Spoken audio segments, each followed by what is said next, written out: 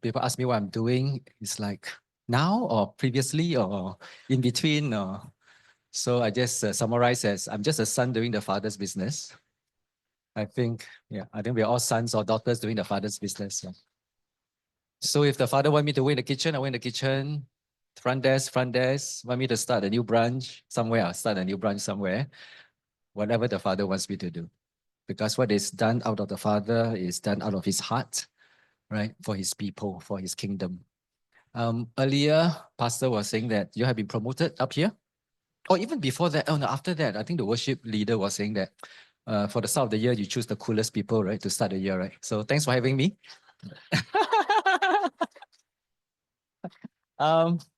Yeah, and then pastor said you have been promoted, this year promoted up here, coming higher. I think he said something about coming higher. In fact, the last few months, God has been speaking to me about coming higher. It's an invitation from God to come higher. I think this is a physical demonstration that God is inviting TB to come higher. A few months ago, I was speaking at the young adult ministry crew, campus crew. So these are undergrads going to graduate. They're going to start work soon, and some of them already started work. And of course, I did what I shared what I felt led to share. And at the end, while they were having discussions, one of the staff came up to me and said, "Hey, Jason, before the event started, we were praying for the event and we were praying for you. And I saw a vision of me, carrying a backpack." I thought, wow, that's not a very nice vision. It's very heavy. Is it? You're carrying something heavy. But the good thing is that there was this huge eagle that came and the claws just held onto my backpack. I thought that's nice. It's like I'm carrying a burden and it's like God sent an eagle to help me carry the burden. That's nice. And then he said after a while, he saw the eagle, the two claws went to my arms and lifted me up and flew me higher. I said, wow, that's even better. It basically confirmed that God was sending this message about come higher. Come higher. It's an invitation and he's going to lead us higher. Nothing much that we can do, just relax and let him do the rest. Then the next day, so that was a Saturday, and the next day was a Sunday. I was preaching in the church. And at the end, during the ministry time, I'm not sure why, but this picture of the eagle carrying my backpack and lifting me up came back to me. And I just felt led to release it. Now, then I understood the second part. The day before, I thought God was just carrying my burden and then lifting me higher. But I understood the second part. Because when God lifts us up, carry our arms and lift us up, guess what? Not only are we going higher, doing the things that God wants us to do, seeing the things that God wants us to see, his vision, but at the same time, when we lift our arms up, lifting us up, guess what? Whatever we are carrying will also be lifted up at the same time. That's beautiful, isn't it? I just sense that 24, 25, maybe some of us like 25, a new year, one again, but 24, I still got burdens to carry. I have to carry over all my burdens, unfinished business. But I just sense the Lord saying, if it's an invitation from him to go higher this year, not to worry. He will at the same time lift the burdens as well together. Right? Those who wait upon the Lord will soar with wings as eagles. Young men will grow weary and tired. But then we will soar with wings. So I don't know, that's what I sense the Lord is saying, not just for me, but I think for your church as well. Since I'm the camp speaker in June, I thought many of you don't know me. Have you heard of Yellow Ribbon Project? 黄世代运动. Yeah, I know young people don't know what I'm talking about. Yellow ribbon. You know, camp come from a song. Do you know camp come from a song? Tie a yellow ribbon round the old tree. How many of you know tie a yellow ribbon round the old tree? Is it you must be of a certain maturity and above? You look around, it's all the mature people who know the song. It's a 70s song in the 70s. Yeah, very popular. The whole world knows, right? How many of you heard of Dads for Life? Dads for Life, okay, yeah. So basically, God led me to start these two national movements. And of course, there are a few other things that I was led to do. But I thought, before God can use a man, he needs to prepare the man. For the younger ones, you say, God, use me. Guess what? Then you are giving him permission to prepare you. Before God can use a man, he may need to break the man. We are treasures in earthen vessel. You look at all the men of God in the Bible, God has to prepare them. Sometimes God has to break them so that whatever God has deposited in us, the alabaster jar needs to be broken in order for the fragrance, for the perfume to flow out. So sometimes people look at me and say, well, Jason, you did this, you did that. I say, yeah, but you don't know what I went through. So I thought I will share with you my own journey. This is my 40th year as a Christian. I'm slightly older than Singapore. So Singapore is going to be, how old this year? 60. That means I'm going to be 61. So 40 years as a Christian, how did I become a Christian? I grew up in a non-Christian family, 8 children. I was number 7, but I was the first to become a Christian. Interestingly, my mom, of course, my dad doesn't believe in anything. He just want to work hard and raise his family. My mom, of course, idol worship and whatever is passed down from previous generations. She just felt that she's responsible to take care of all these gods. And but interestingly, she sent me to a mission school.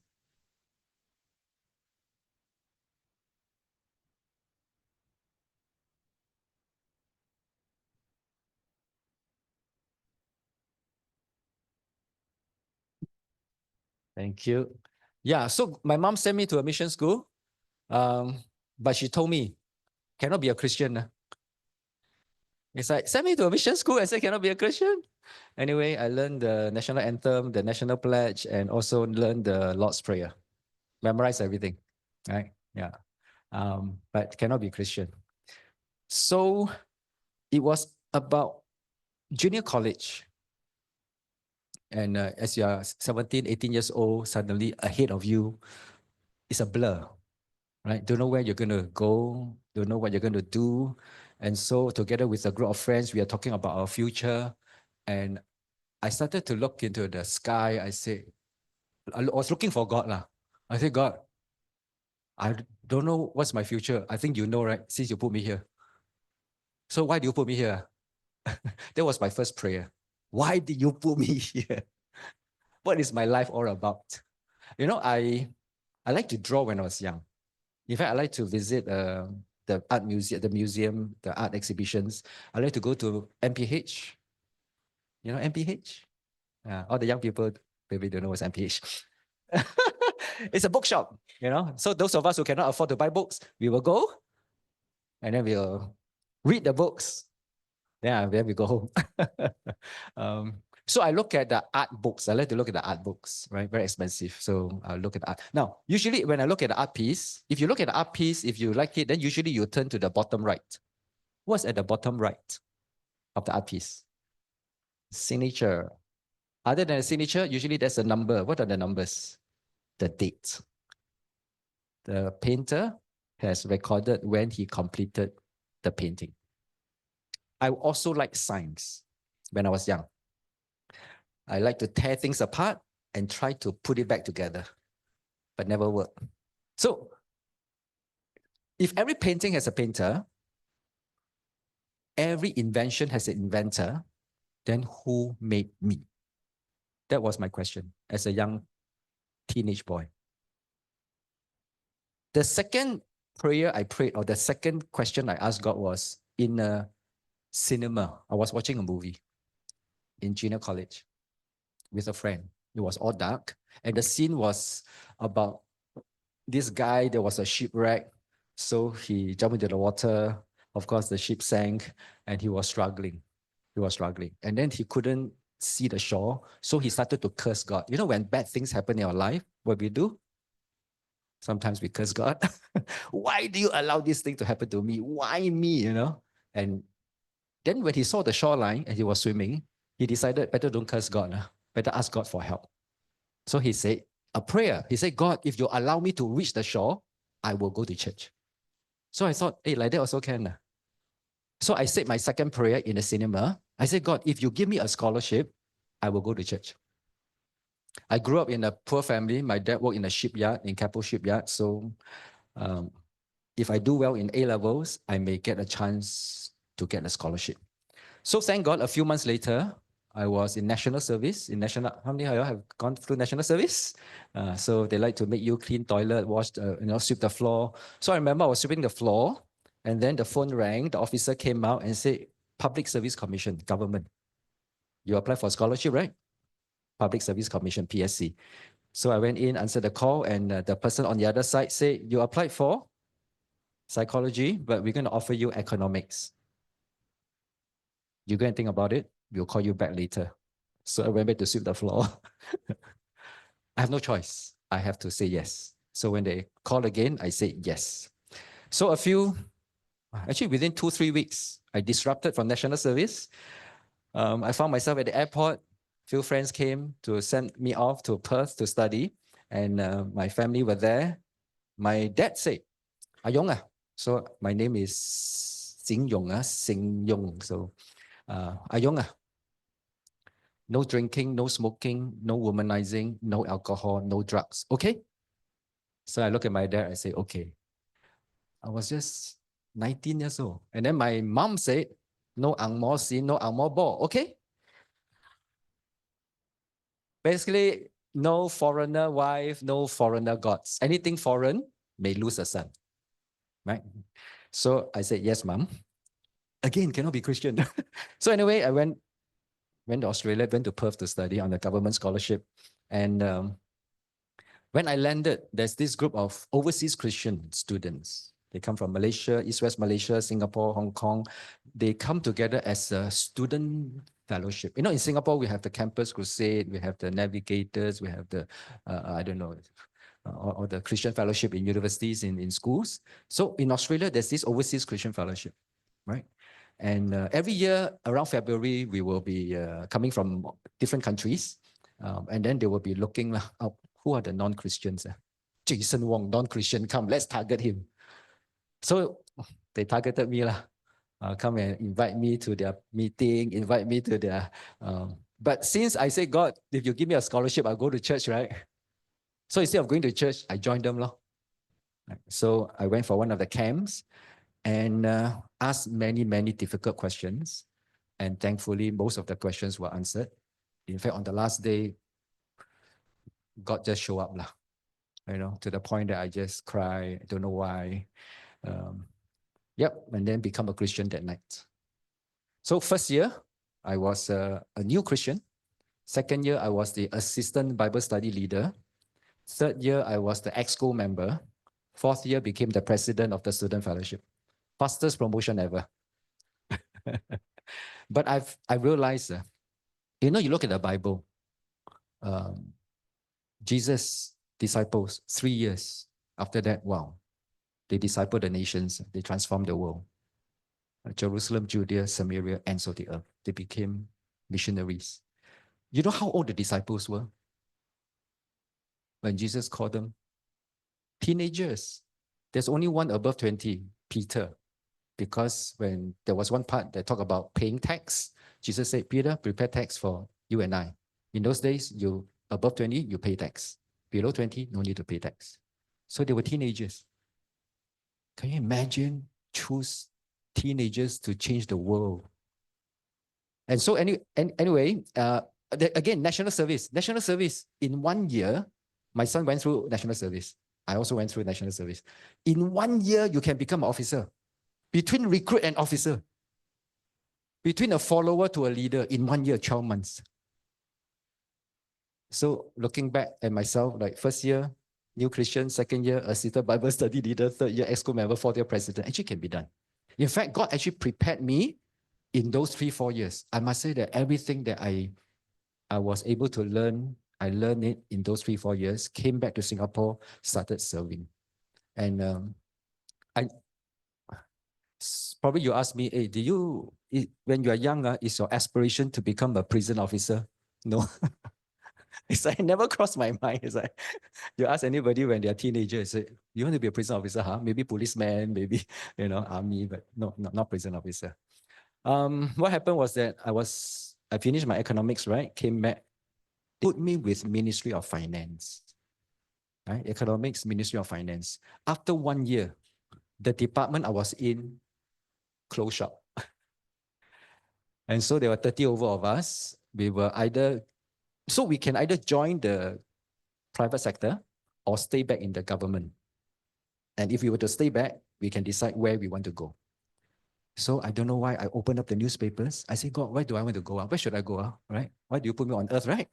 So when I opened up the newspapers, I saw this article, prisons department. And at the time, they were looking for people. In fact, it was written there, the director, Titoba, he was looking for people with the zeal of a missionary. I said, missionary? That looks like me, right? Sounds like me. They want to look for prison officers with the zeal of a missionary. I said, what? And so I went to the Bible. I said, God, if you are on earth, will you become a prison officer? Then I found Isaiah 61, Luke chapter 4, right? The Spirit has anointed me to preach good news to the poor, open the eyes of the blind, set the prisoners free. So you don't know what to do with your life? The poor, the blind, the prisoners, the oppressed. Sure, correct. 1 out of 4. So I felt it. And also the Bible also said, when Jesus started his ministry, he recited from Isaiah 61 in Luke chapter 4. In the middle of his ministry, he said, I was in prison and you come and visit me. He identified himself with prisoners. And at the end of his ministry, he was hanging on the cross. With his last breath, he was talking to a criminal. He said, today you will be with me in paradise. In fact, the center cross was occupied by a murderer. He took the place of a murderer. So I thought, cannot go wrong lah. Started off ministry wanting to set prisoners free. In the middle of his ministry, he identified with prisoners. At the end of his ministry, he talked to criminal and set one of them free. I said, okay lah, I will be a prison officer. And of course, when I said yes to that, guess what?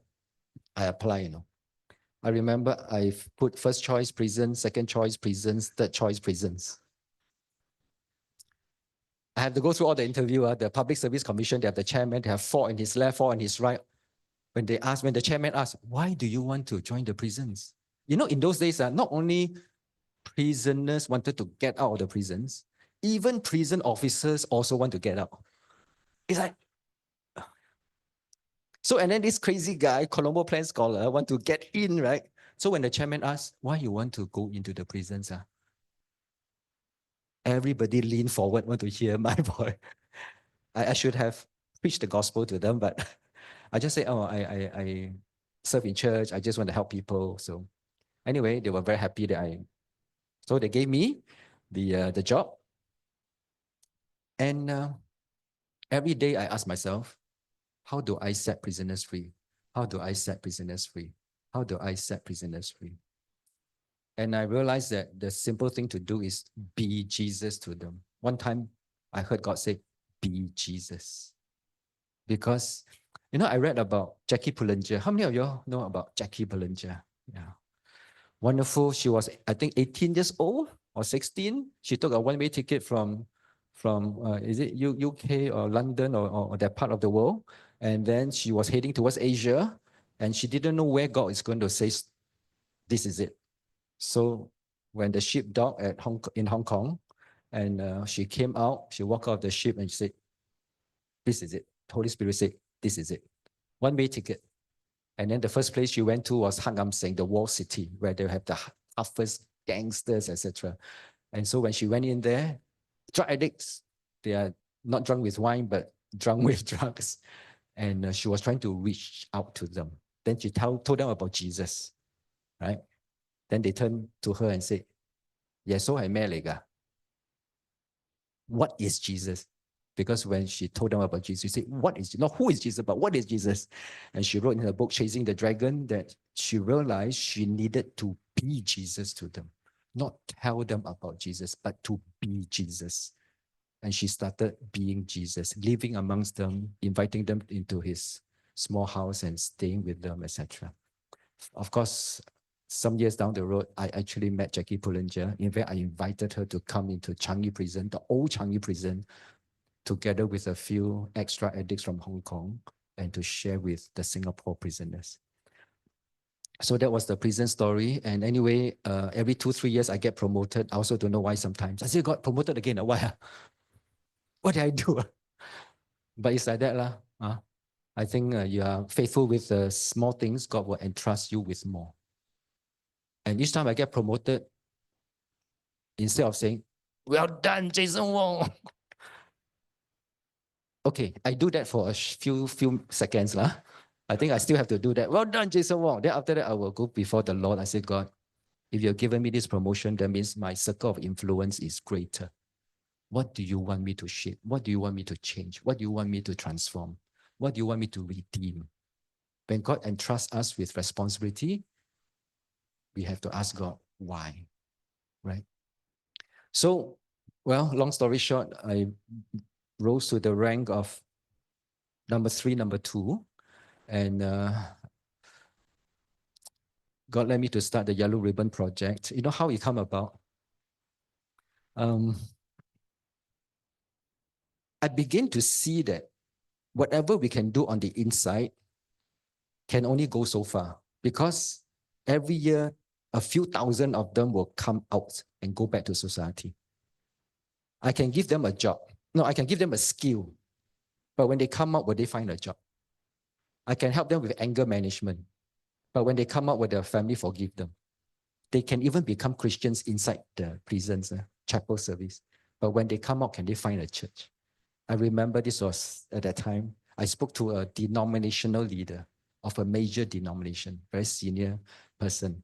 And they have some of their church members going into prison for the chapel service Bible study. So I look at this leader, I say, Pastor, when these prisoners who become Christians, when they come out, can they come to your church? Then he looked at me, he said, that's a very good idea, but I'm not sure whether.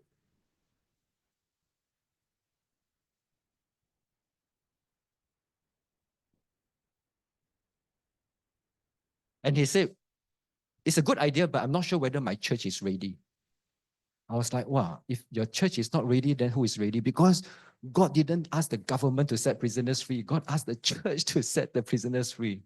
And so I carry this burden, and I realized that it's not just the prison system, it is actually the whole of society. And interestingly, God gave me the idea. You know how Yellow Ribbon Project come about? I was looking for my children at the Prison Officers Club after dinner. So a few of us senior directors were having dinner. After that, I went to look for my children. I said, where are you? I found them in the karaoke room. You know what song they were singing? Tie a yellow ribbon around the tree. Okay, for the so I went in. It's a song in the 70s, and they were just like, my son was, I think, in K2 or P1 only at the time, singing a very old song. And then one officer came in, he's Christian. He came in, he said, sir, you like the song? So, okay, why I'm looking there? Because the children were seated on the sofa. The TV screen was here. It's just a small karaoke room. TV screen was there. So the door was here. So I'm looking there because look at the screen, right? Then he said, sir, you like the song? I said, it's a happy song, right? He said, no, sir, actually it's a happy song sad song at the beginning, but happy ending. I said, what's the song about? He said, sir, you don't know. You prison officer, you don't know. I said, sorry, I don't know. Then he started telling me the story. And then he asked me, look at the lyrics. So this is the story. A prisoner locked up for 3 years. Before he was released, he wrote to the wife, will you forgive? If you forgive me, tie a yellow ribbon round the oak tree. But if you don't forgive me, put the blame on me. And so he was on the bus on the way home, but he dare not see. So he asked the bus driver to help him see. The bus driver asked the whole bus to help him see. What they saw were 100 ribbons round the oak tree. Forgiveness, forgiveness, forgiveness, reconciliation, reconciliation, second chance, second chance, second chance. When I saw that, I said, wow, very good song. Guess what? A few months later, one of my bosses said, Jason, prisoners, when they come out, they cannot find second chance. Can you think of something to help them to reintegrate back to society? Immediately, the Lord brought back the song. I literally can see the word Yellow Ribbon Project on the TV screen. I said, that's it. Can you imagine? You know, police have a police week, right? Remember? Police week. Then can you imagine if prisons have a prisons week? It's like not very sexy, right, the name? Or a rehabilitation month. Sounds terrible. But Yellow Ribbon Project, wow, that sounds very good. And so some few months later in 2004, exactly 20 years ago, Yellow Ribbon was launched in Singapore. It has gone to different countries. God is the one that wants to set prisoners free. You know, the true prisoners are not those who are in the prisons.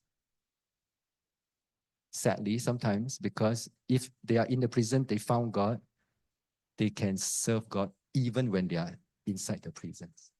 To me, the true prisoners are those who still do not know God, and they are trapped. They are lost. They don't know who they are. They don't know who God is. They don't know what their life is all about. Anyway, the book has the rest of the story. So how did Dads for Life come about?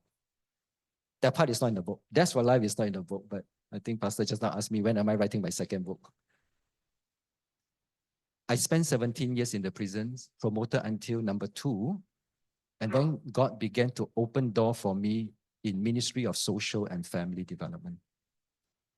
So in a sense, I moved upstream. So from downstream, I moved upstream. I thought I would be doing family work. If I can strengthen families, maybe less of them will come into the prison system. But I was put in charge of, guess what? Okay, my title at the time was Director, Rehabilitation, Protection, and Residential Services. Long title, right? Rehabilitation, Protection, and Residential Services. RPRSD. Long title, but my pay was still the same. Anyway, rehabilitation means what? Rehabilitate youth offenders, youth at risk, probationers, probation service, right? Protection, protect who? Protect children who have been abused, abandoned, neglected. I know of children in coma in hospital, beaten up so badly, they land up in hospital. When I look at it, I say, God, I thought I've seen the worst in the prisons. But when I saw all this, I say, God, if you allow me to see it, that means you see it every day. Why do you allow me to see it? You know, when God allows us to see certain things, see certain needs, see certain, I don't know, societal challenges, that means God sees it every day. So I asked God, if you allow me to see it, that does it mean you want me to do something about it? And so when I press in, long story short, God showed me Malachi 4:5-6. Malachi 4:5-6 is the last verses of the Old Testament. Turn hearts of fathers to the children, turn hearts of children to the fathers, so that the land will not be cursed. Which means if hearts of fathers are turned away, or hearts of fathers are turned against, what happened to the children? If hearts of fathers are turned away, the children will feel abandoned, the children will become orphans. If hearts of fathers are turned against, the children can either turn away or turn against. You know, God wants 2 generations to turn towards each other. But very often the generations are turned away from each other, turned against each other, resulting in the land, the society being cursed. To reverse the curses on the land, we need to turn hearts towards each other, within the family, within society. I say, God, I got it. And I heard God say, start a national fathers movement to turn hearts of fathers to the children and reverse the curses on the land. That's how That's for Life started. Not easy, I can tell you. I remember I spoke to I have to present the research, I have to present the findings, and finally, one of my bosses said, Jason, okay, let's do this. And of course, when the bosses said, let's do it, I was very excited. And he said, let's go for lunch, let's discuss. Then he got another senior person, so 3 of us in his car, we drove out for lunch, and during the lunch, we were discussing how to launch a National Fathers Movement. So they were asking me, Jason, come, share all your proposals, your ideas.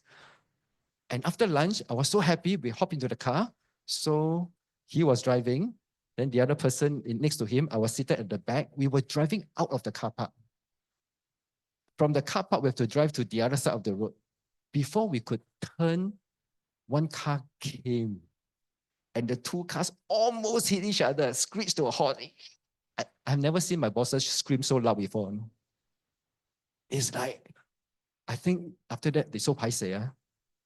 I also did not say anything because basically we almost got knocked by the other car. For the rest of the trip home, back to office, I think they must be reflecting,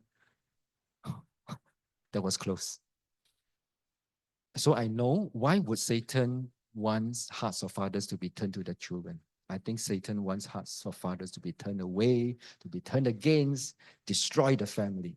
Because family is the foundation of a nation.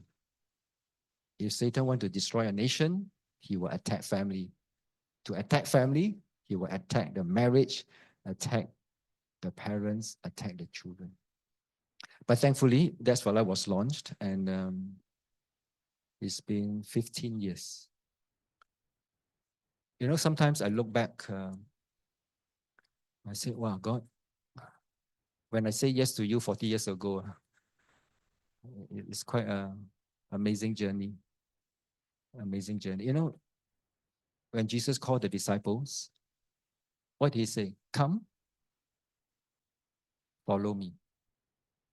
Now, this follow me thing is not just something that God said at the beginning to the disciples.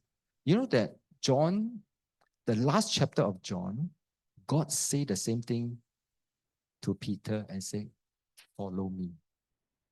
Do you know that this following Jesus is a daily affair? Because trust me, there are times I don't want to follow him.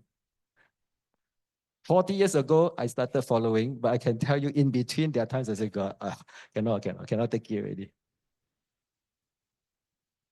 But I will encourage all of us, if we don't follow, if we walk away, then I don't know. I look back in my life, if I had not followed him, there would not be a Yellow Ribbon Project today. There would not be a Dads for Life today. In fact, I would say that I thank God for that group of students in Australia who targeted me.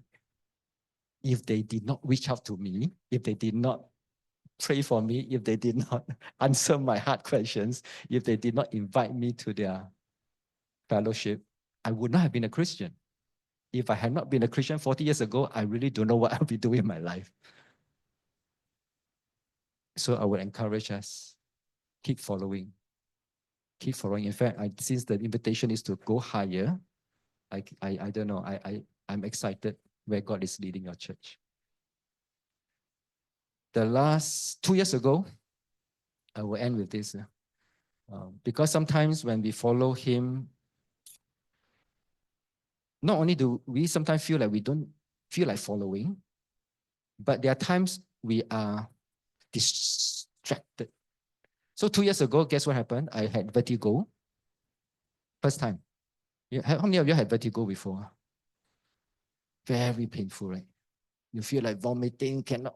It's like spinning, you know. You are not moving, but everything is spinning. And the only way for me to stop the spinning is to don't move. Be still. Be still. And then, of course, verses like, be still and know that I'm God came to me.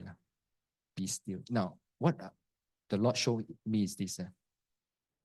In our Christian walk, there will be times whereby things will seem to be spinning to a point that you cannot control. The only way to stop the spinning is to be still. John 15:5. Abide in me, me in you. Apart from me, you cannot bear any fruits, right? Abiding. Interestingly, this room is called what? If he's the vine, we are the branches. The branches need to be abiding in the vine. If we are disconnected, meaning if we follow, there will be fruits. If we don't follow, we don't abide, we are disconnected with the vine, there will not be fruit. The other thing the Lord showed me is this. You know, we have a guitar here. The Lord showed me a guitar. I used to play a bit of the guitar. I'm not very good.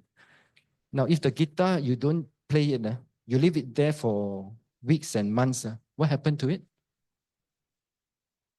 Yeah. Rust up, it will go out of tune. Right? You don't use it, you will go out of tune. But if you use it a lot, it will also go out of tune. So what do you do if a guitar is out of tune? You tune it. In my time, you know how we tune a guitar? Ding. Tuning fork. Nowadays you have smartphone. You can tune any string you want. So the guitar got 6 strings, right? Do you buy 6 tuning forks? How many tuning forks do you buy in order to tune all the 6 strings? 1. Which string do you tune first? The bottom string, right? The bottom string. So you buy E. So that's the trick, right? You don't have to spend money to buy all 6 tuning forks. You just buy 1, and it is the bottom string. You hit ding, ding, ding, ding, ding, ding, ding, ding, ding, ding, ding, ding, ding, ding, ding, ding. So you tune the first string, right? To the tuning fork. After that, you put the tuning fork down. Your first string is tuned. You use your first string to tune the second string. When your second string is tuned, you use your second string to tune the third string. And the Lord spoke to me. Jason, you are the first string. I am the tuning fork. You tune yourself to me every day. If Jason Wong is out of tune, my marriage will be out of tune. My children will be out of tune. My work will be out of tune. My ministry, my church, everything will be out of tune. You know, Jesus and the Father are one. Jesus and the Father are one. That's why Jesus said, abide in me, me in you. Then you will bear fruit. So I do encourage all of us, every day, tune ourselves to Him. 938 means 938, not 93.6. No sound. I listen to 93.8 also. Because in my past 40 years, there are times I'm totally out of tune and I need to tune myself back. And then everything else, you will hear music. You know, there's this story. I will end with this. Not sure whether it's a true story or not, but I used to share this with my prisoners. There's this auction. There were different items. So all the items were auctioned off. The last item was a violin. It's a very old violin, rusty strings. And so people were getting tired. So different ones come forward, look at the violin.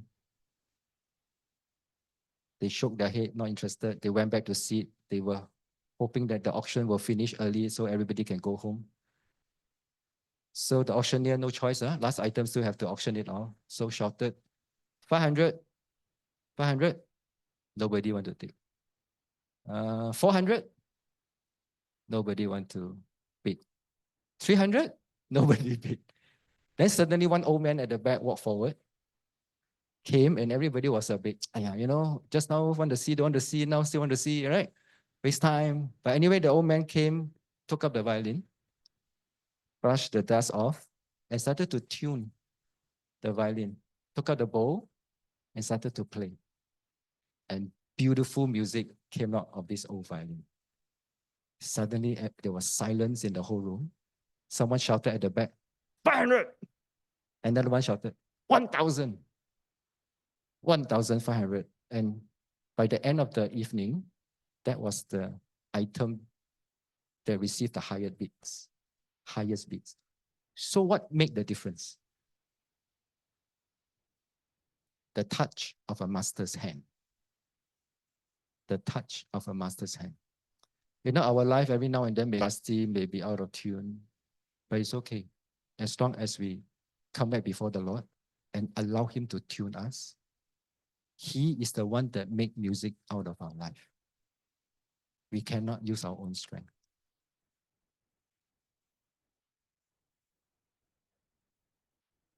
The worship team, is there a song you want to play? When the music fades, I think that's a nice song. Shall we stand? Maybe when we hear this song, when the music fades, I think it's all about Jesus. And maybe allow this song to just tune ourselves, get ourselves in tune so that our marriage in tune, our children, our families in tune, then our ministry, then the church, then our work. At the beginning of the year, ask God to tune us. Allow God to tune us so that the rest of the year we will make beautiful music. But if any one of us feel that, no, I'm rusty, I haven't been making beautiful music, then that's where you allow the master, the touch of the master's hand, yeah, to tune us. Let's worship with this song.